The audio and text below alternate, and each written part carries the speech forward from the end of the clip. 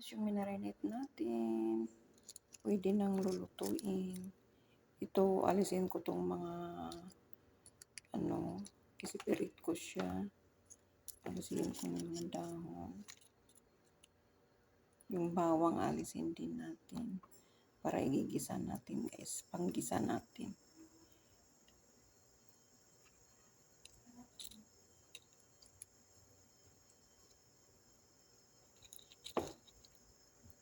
Sipirit natin ng ganyan. Para igigisa rin natin guys. Ayan guys, ang ricado.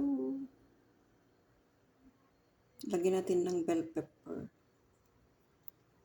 Para manamis-namis. Umpisa na natin guys. Mag-isa tayo ng bawang. Inilipat ko yung paglulutuan ko guys. Ilagay ko na yung luya din.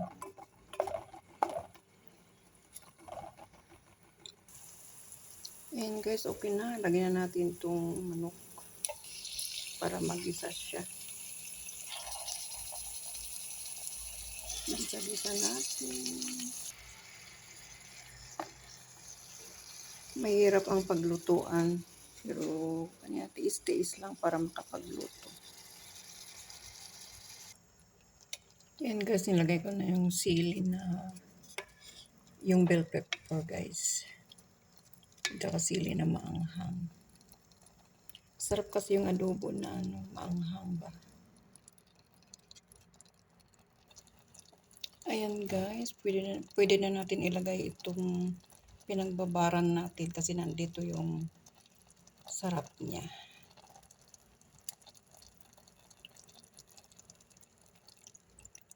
Ayan guys.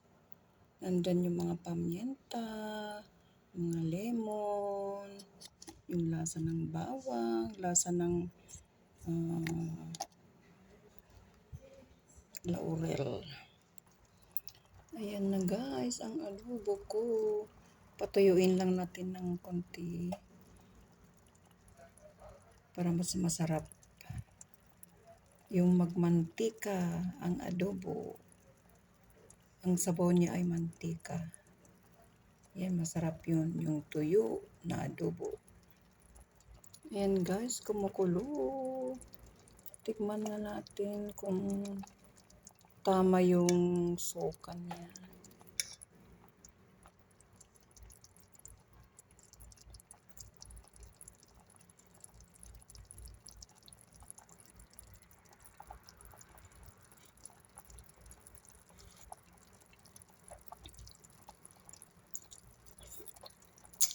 Sarap.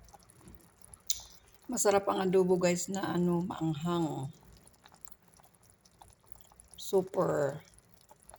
Gustong gusto ko. Sabi nila pag buksan daw ang takip ng kaldero, saglit daw matuyo yung sabaw niya.